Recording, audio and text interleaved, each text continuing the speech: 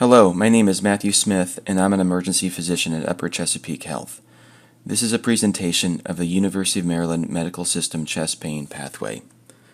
This pathway has been developed by Dr. Amal Mattu and colleagues at the University of Maryland Medical Center and has been approved by emergency department faculty and the Clinical Practice Committee, as well as the Risk Forum. This pathway uses the most up-to-date literature and standardizes the approach to patients with suspected acute coronary syndrome in order to reduce variation amongst providers and improve the quality of care provided. Do not use this pathway if the patient has had a prior MI, prior revascularization, or lesions 70% or greater in size on cardiac catheterization. First, the patient should have an EKG, CBC, CMP, troponin, and chest X-ray ordered. If the EKG demonstrates an ST elevation myocardial infarction, you should activate the cardiac catheterization lab and treat the patient according to American College of Cardiology and ACIP clinical policy recommendations. If the EKG shows ischemic changes, initiate appropriate care and workup for admission and consider a cardiology consultation. If there is no STEMI and no ischemic changes, then obtain blood tests and calculate the heart score. The heart score incorporates 5 aspects of the patient's presentation to determine the risk of major adverse cardiac events, or MACE. It has been prospectively validated by Bacchus et al. At a multi-center study in the Netherlands in 2013.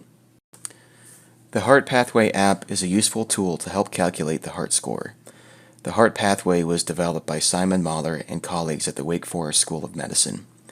The app can be downloaded onto your phone and systematically and objectively obtains an accurate history and improves the reproducibility and reliability of the heart score. Here's a screenshot of the risk factor section, and here's a screenshot of the result of the HERE score from the Heart Pathway app. Just add the troponin to get the complete heart score. It is important to note that the heart score should not supersede clinical judgment. If the heart score is 3 or less, then use the shared decision-making tool to determine whether to have a repeat troponin and EKG 3 hours after the first troponin.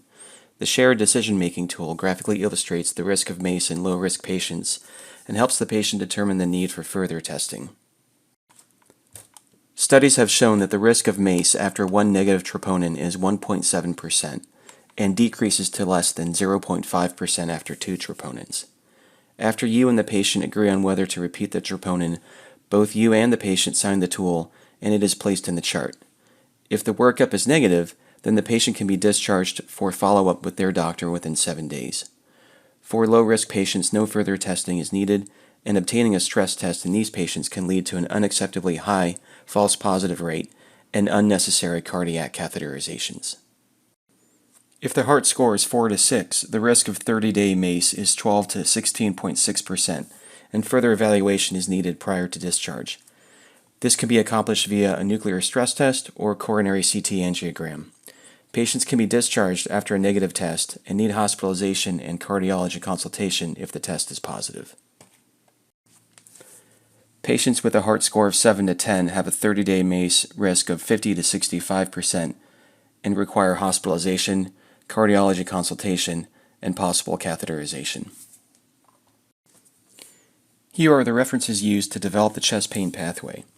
The rates of MACE listed and outcomes for the various risk groups are derived from a prospective validation study performed by Bacchus listed here as reference 5.